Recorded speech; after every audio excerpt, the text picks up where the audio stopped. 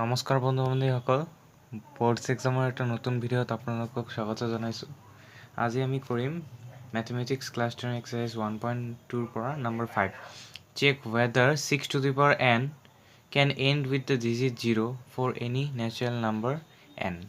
তো আমি কি জানো কোনো এটা নাম্বাৰ যদি 0ৰে এণ্ড হ'ব লাগে ধৰা 10, ইয়াতে কি আছে 2 into 5, তো এইটোৰ ফেক্টৰ 2 আৰু 5 থাকিবই লাগিব। 100 ধৰা তোমালোকে কি হয় এইটো হয় 25 into 4, এইটো কি হয় 5 into 5 into 2 into 2, তেনেহ'লে 2 ইয়াতে থাকিবই লাগিব, 2 আৰু 5 ইয়াতে থাকিবই লাগিব, তেনেহ'লে কোনো নাম্বাৰ এটা 0ৰে এণ্ড হ'ব।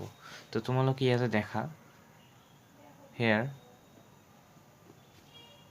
6 to the power n equals to 2 into 3 to the power n। ইয়াতে দেখা অকল 2 আছে, 5 নাই। তেতিয়াহ'লে যদি 5 না থাকে তেনে 0 কেনেদৰে হ'ব সেইটো আমাৰ লিখিব লাগিব। এতিয়া we see that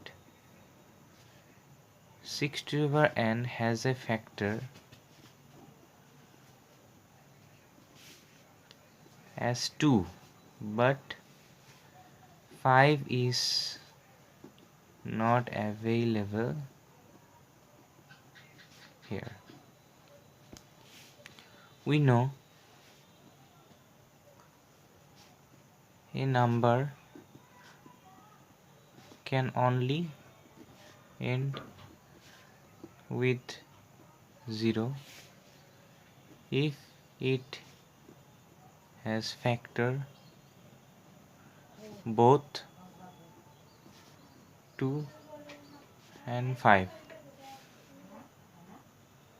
So 6 to the power n would not end with 0 for any value of n। তো এইখিনি লিখিলেই তোমালোকে 2 মাৰ্ক ইজি কৰিব পাৰিবা। এনৰ যিমানে ভেলু নহওক কিয় এইটো কেতিয়াও 0ৰে এণ্ড নহ'ব।